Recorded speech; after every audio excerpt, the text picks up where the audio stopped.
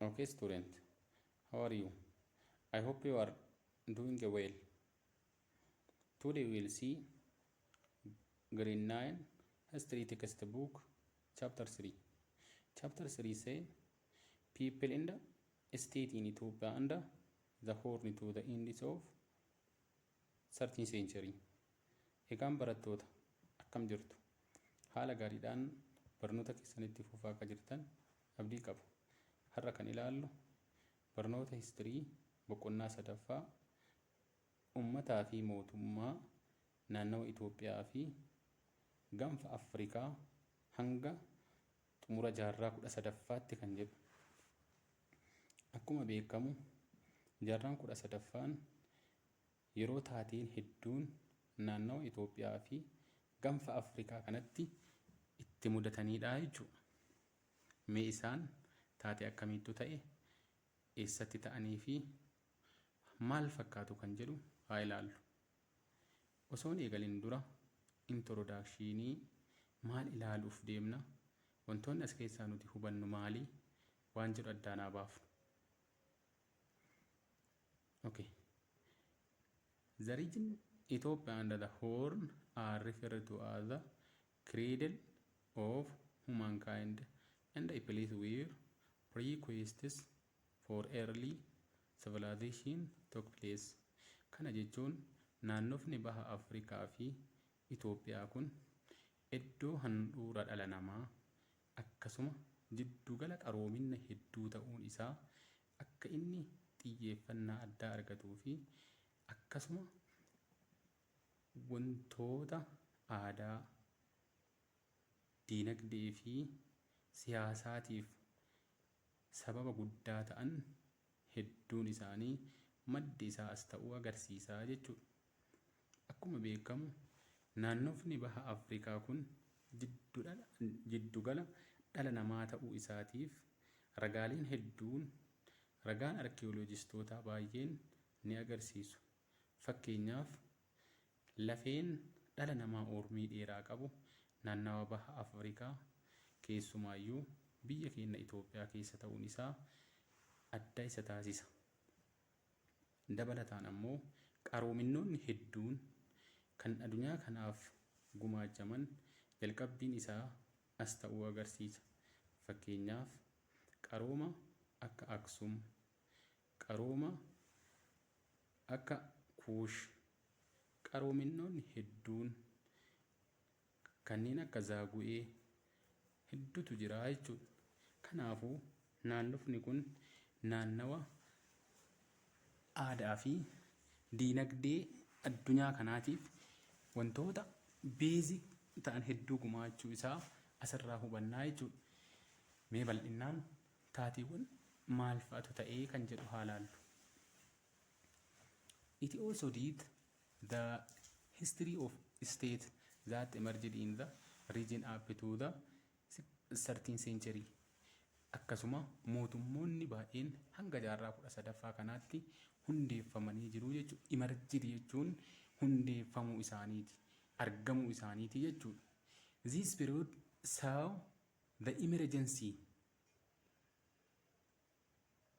So the emergency and the fail of successive dynasty in different parts of the region.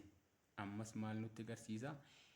Mootummoonni hedduun naannoo kanatti dhalachuu fi akkasuma mootummoonni hedduun jaarraa jedhame kana keessatti kufuu isaanii nutti agarsiisa jechuudha. Success, the period saw the emergency in the fail of successive dynasties in different parts of the region. Emergency jechuun mudachuu isaanii yookaan ammoo dhalachuu isaanii jechuudha. Mootummoonni hedduun hundeeffamuu jechuudha. Akkasuma ammoo fail jechuun ammoo kufuu, successive dynasty mootummoonni olaanoon yookaan warroonni humna qaban hedduun dhalachuu isaaniitii fi kan biraa ammoo faallataniin kufuu isaanii agarsiisaa jechuudha. Fakkeenyaaf eenyu fa'aa fudhata? The Zagwe dynasty replaced the Aksumite dynasty jedha. Aksumite dynasty mootummaa umurii dheeraa qabu, mootummaa naannawa jaarraa tokkoffaa keessa hundeeffamee fi xumura irratti ammoo dadhabuudhaan mootummaa Zaagu'eetiin kan dhaalamee yookaan ammoo kan aangoon isaa harkaa fudhatame ta'uusaa nuuf garsiisaa jechuudha. Akkuma beekamu Zaaguween kan hundeeffame uummata Agawaatiin naannawa bara 1137tti nama maqaan isaa Maharaa Takla Hayimaanot of Zaaguwee jedhamuun istaablish ta'e yookaan imerji ta'ee mootummaa hundeeffamee jechuudha. Inni ammoo Aksumaayit kiingii yookaan Aksumaayit daanastii kuffisuudhaan bara inni itti aangoo qabatee jechuudha.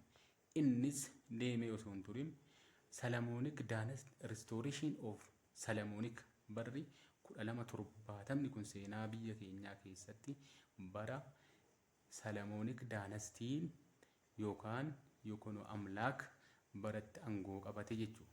Yokono Amlaakiin kun sanyii Salamoonawaa yeroo lammaffaaf dhufe ta'ee Zaaguwee daanastii kana aangoo irraa buusuudhaan bara inni itti aangoo qabate ta'uusaa nu agarsiisaa jechuudha. Akka Yokono Amlaak yaadutti mootummaan Zaaguwee mootummaa shiftaa, mootummaa uummata bakka hin buunee fi mootummaa humnaan dhufe jedhee waan yaaduuf isaan kana aangoo irraa buusuudhaan Salamoonic daanastii iddootti deebifne jedhu jechuudha. Bara inni itti eegale jechuudha barri kun. Taateen tokko isa kana. Meantime yeroo wal fakkaatutti bara 1285 in the southern half of Ethiopia naannawa kibba Itoophiyaatitti ammoo taateewwan hedduun ta'anii jiru. Isaan keessaa Maksumite dynasty of Sultanate of Shawaa was succeeded by the Walsaamaa dynasty of Ifaat Sultanate. Akkuma beekamu barattoota, Maksumite dynasty jechuun mootummaa musliimaa yeroo jalqabaatiif Itoophiyaa keessatti hundaa'e. Itoophiyaa fi gaanfa Afrikaatitti mootummaa musliimaa yeroo jalqabaa hundeeffamee jechuudha. Seenaa keessatti iddoon tun the earliest Muslim Sultanate tiin Shawaadha wanti jedhamuuf isii sanaa jechuudha. Mootummaan musliimaa jalqabaa baqattoota sanyii Arabaatiin hundeeffame Maksumite daanastii jedhama. Maksumite daanastiin kun barri naannawa bara 13ffaa amma jedhame kanatti Walsaamaa daanastiidhaan bakka bu'e. Walsaamaa daanastiin kun naannawa baha Itoophiyaa, naannawa akka Hararii, Somaalee, Affaarii fi naannawa baha biyyattiitti mootummoota jiran mootummoota musliimaa kan hundeessedha jechuudha. Yeroo itti wantoonni kunniin raawwate. Eegaan barattoota waan hedduu as keessaa hubattan jedheetiin yaada. Gara fuula duraatti deebnee waan jiru haa ilaallu. Learning outcome. Erga barannoo kana barannee booda maal hubanna? Maal irraa argannaa waan jedhu jechuudha. At the end of this unit, learners will be able to erga boqonnaa kana xumuranii barattoonni wantoota armaan gadii kan adda baafatu. The first one, they differentiate the main language superfamilies. Afaanota Itoophiyaa keessatti argaman kana maatii akkamii jalatti akka ramadaman addaan ni baafattu. List the major religions of Ethiopia. Ammas amantaaleen gurguddoo Itoophiyaa keessa jiran kam akka ta'an addaan baaftanii ni tarreessitu. Examine the nature of interaction. Akkamitti uumamee walitti dhufeenyi uummata garaagaraa kun akkamitti uumamee people of Ethiopia into the end of the 13th century hanga jaarraa 13ffaa kanatti uummanni gosa garaagaraa, uummanni afaan adda addaa, uummanni amantaa adda addaa kun akkamitti uumame ka jedhu ni ilaalla. Analysis the major achievements of ammallee wantoota osoo mootummaan Aksum hin dhufin dura argaman maaltu ture? Pre-Aksumitiin dura. Pre-Aksumite jechuun dura osoo mootummaan Aksum hin dhufin dura maaltu ture waan jedhu addaan ni baafna. And Aksumaayit Kingdom maal akka ta'e ilaalla. Mootummaan Aksum maal ture, maal fakkaata, seenaan isaa maali, argannoon isaa maalii fi wantoota isaa wal qabatan hedduu addaan ni baaftu. And the state of Ethiopia to the end of the 13th century. Mootummaan Itoophiyaa haga jaarraa 13ffaa kanatti maal fakkaata kan jedhu ni ilaalla. Isas addaan ni baafna. Evaluate the success in the failure of the Zagwe dynasty. Ammas milkaa'ina mootummaa Zagwe dynasty fi what's the cause to failure of the Zagwe dynasty, maaltu akka mootummaan Zagwe kufu taasise kan jedhus ni ilaallaa jechuudha. Let's start our today's topic. 3.1 Language, religions and the people of Ethiopia and the Horn. Afaan, amantaa fi ummata Itoophiyaa fi gaanfa Afrikaa maal akka inni fakkaatu. Mata duree kana jalatti wantoota sadan kana addaan baafnaa. Tokkoffaan afaan. Afaan yoo jennu afaanonni hedduun Itoophiyaa keessatti, gaanfa Afrikaa fi addunyaa keessatti dubbatamuun isaanii ni yaadatama. Afaanonni hunduu damee fi haalata maatii jalatti ramadamuu qabu. Isaan kun kamtu kam jala ramadamaa fi kamtu maatii kamiiti ka jedhu addaan ni baaftu jechuudha. Rilijinii jalatti ammoo amantoonni gurguddoon yeroo ammaa kan addunyaa kanarratti hordofamanii fi biyya keenya keessatti hordofamaa jiran eessaa dhufan, maal fakkaatu kan jedhu ni ilaalla. Inda people, ummanni hoo maal fakkaata? Ummanni fakkeenyaaf saboota hedduutu jira. Saboonni hedduun kun akkamitti jireenyi isaanii kan asiin duraa maal fakkaata ture kan jedhu ilaallaa jechuudha. Okay, language. Language families. Afaan. Ethiopian as a whole region is marked by the ethnic and linguistic diversity. Garaagarummaa maaliitu jira? Ethnic sanyii as dhufaatiin dhala namaa yookaan saboonni biyyoota kana keessatti argamu kun ethnikii sanyii isaaniitiin garaagarummaa qabaa jedha. Linguistic jechuun afaan dubbatuun. Linguistic. What is a linguistic? A science which study about a language. Linguistic jechuun saayinsii waa'ee afaanii qoratu. Linguistics yoo jennu hayyoota waa'ee afaanii qoratan. Linguistics classify the language of Ethiopia and the Horn into two major superfamilies.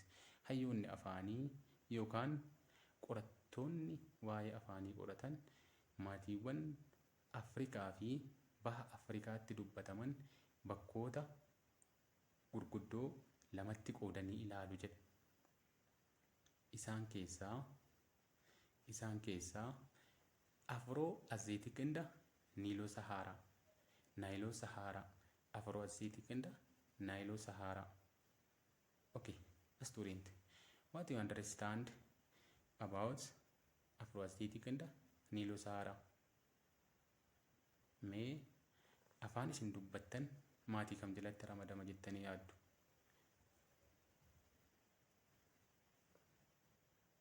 Okay. Gara fuulattaa nuttaa jeenu. Afro-Asiatic superfamily. Afro-Asiatic superfamily. Maatii afaan Afro-Asiatic jechuu. This superfamily covers the largest sector of Ethiopia population. Inni naannawa inni cover godhu area coveragein isaa naannawa ummanni Itoophiyaa baay'inaan irra qubatee jiraatu jechuudha. Lafaanis ta'e baay'ina ummataatiin dubbattoota baay'ee qabaatuudhaan inni kun hedduu dursaa jechuudha. Baay'ee qabaa jechuudha namoota. It can be further divided into 3 linguistic families.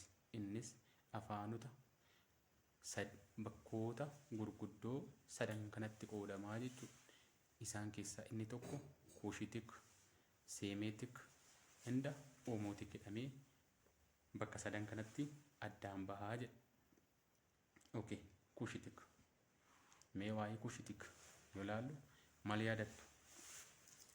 Okay, Cushitic family.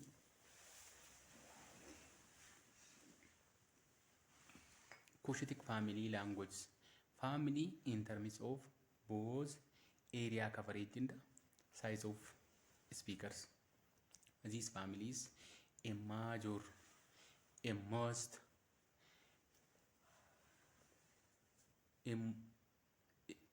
the vast majority speaks Cushitic language family in terms of both area coverage. Area coverage jedhan jechuun naannawa jiraatuunii fi baay'ina ummata afaan kana dubbatuutiinis Cushitic familiin ni dursaa jechuudha. Yookaan ammoo namoota baay'eedhaanii fi lafoota inni irratti dubbatamuunis kan isa caalu hin jiru jechuudha. There is spillover into neighbor countries.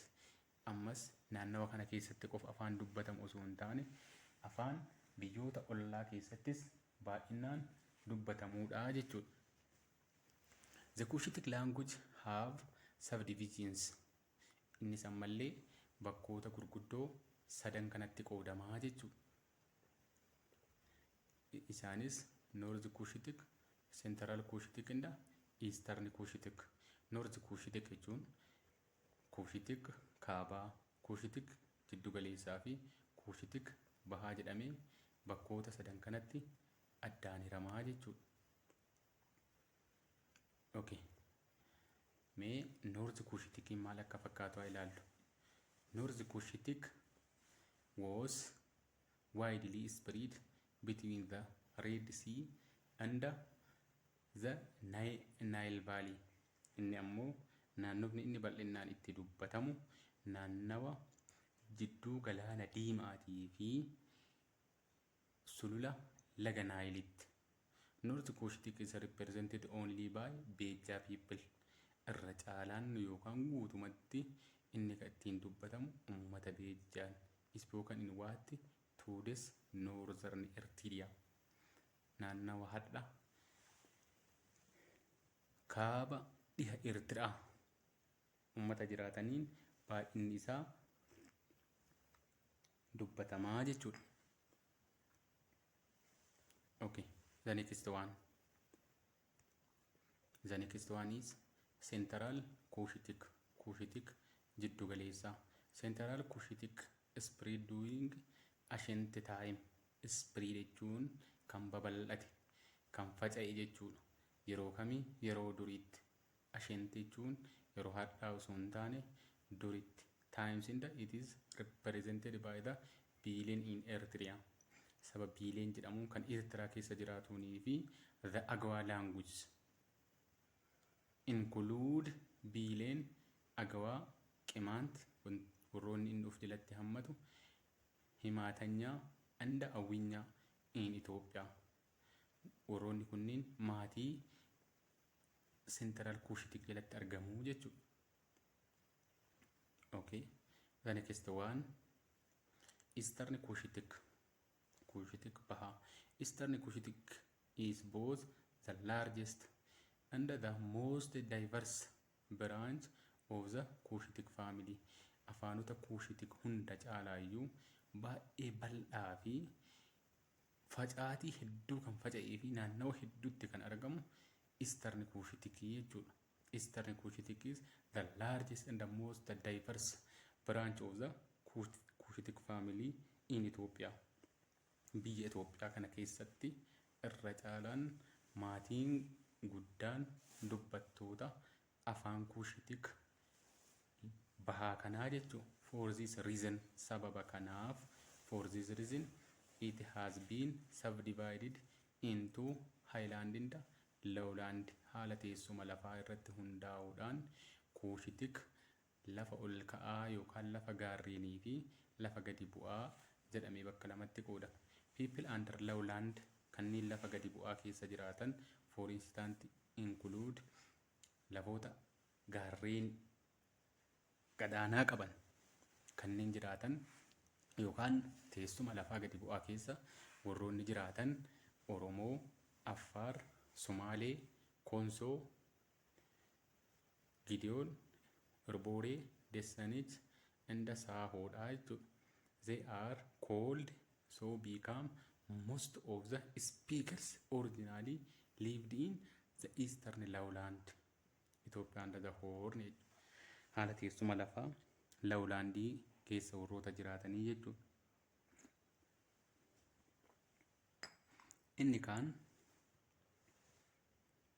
kaan ammoo the speakers of eastern highland warroonni eastern highland kuushitii ta'an people are Hadiyaa, Kambaataa, Tambaaroo, Halaabaa, Sidaama, Geeda'oo and Burjii live in the highlands of central Itoophiyaa. Jiddu galeessa Itoophiyaa isa keessaayyuu lafa ol ka'aa kan irra jiraatu jechuudha. Thus they have the collective name Eastern Highland. Collective means common name isaan qaban jechuudha. Walumatti maal jedhamanii waamamu? Eastern Highland Cushitic jedhamanii waamamu jechuudha. Eegaan barattoota waan hagam malaallee irratti wantoota hedduu qabattan jedhee yaada. Kutaa itti aanu Semeetik jalqaba B ilaallee irraa amma immoo A ilaallee turre B ilaal Semeetik. It is divided into Northern Semitic and Southern Semitic. Maatiin afaan seem kun bakkoota lamatti addaan hiramu. Northern Semitic. Northern Semitic Ge'ez is an ancient language of Northern Ethiopia. Yeroo durii kaaba Itoophiyaatitti afaan dubbattoota baay'ee qabuu fi baay'ee beekamu ture jechuudha. Ge'ez afaan Ge'ez kun afaan dubbattoota hedduu qabuu fi Northern Itoophiyaa keessatti official workii yookaan afaan hojii hedduu ta'ee ture jechuudha yeroo durii. Ge'ez is now confined to use in Ethiopian Orthodox Church. Har'a ammoo eessatti itti fayyadamamaa jira? Orthodox Church keessatti. Churchii yookaan mana amantaa Orthodoxii keessatti itti fayyadamamaa jechuudha afaan Ge'ez. Other are Tigraa founded in the Eritrean lowland. Tigraa Eritrean lowland lafa gadi bu'aa Eritrea and Tigranya spoken in southern Eritrea and Tigray. Naannoo hadha Itoophiyaa keessaa naannoo Tigraayitii fi southern Tigraayitti kan dubbatamu Tigranyaa leeni dabalata. Southern Semitic consists of Amara. Southern kan jedhamu kan kaabaa kan jedhamu kun ammoo Amaaraa, Argobbaa, Gaafaat, Naukistent, Guraaganya, Silxee, Hararii and Zaayi languages. Those are categorized under Southern Semitic family. Okay. The next Omotic. Maatiiwwan sadan duratti achitti addaan qoonni keessaa Omotic. Most of what Omotic speakers live in and around the Omo River. Naannawa laga Omoo jiraatu jechuudha. Isaan kun Omo Basin yaa Omoo kana keessa jiraatu.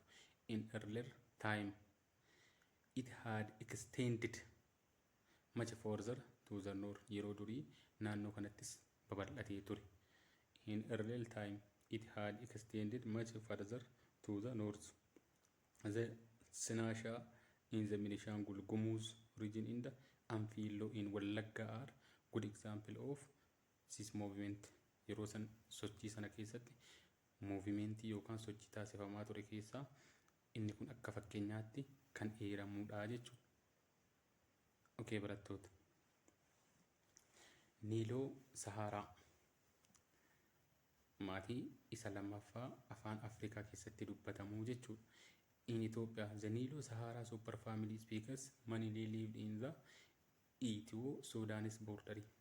Irra caalaan maatiin afaan kanaa dubbattoonni afaan kanaa daangaa Itoophiyaa fi Suudaan irra jiraatu jechuudha.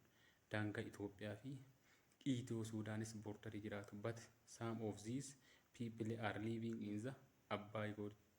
Naannoo laga Abbaay kanas hin jiraatu and along the bank of the tributary of Abbaay. Ammallee tributary jechuun yaa tributaroota isaanii kan laga isaaniitti galan jechuu. Akka laga galtuu kan jennuun sana laga Abbaayitti yaa'an keessa inni Wallaggaa naannawa kanallee ni jiraatu jechuu. This super family has two families. Inni kun ammoo maatiiwwan lama kan of jalaa qabuudha jechuu. Bakka lamatti qoodama. Isaan keessaa Chari Nile. This family includes the language of the people of Anyuak, Nuur in the Meeni. Saboonni sadan kun afaan sana dubbatu.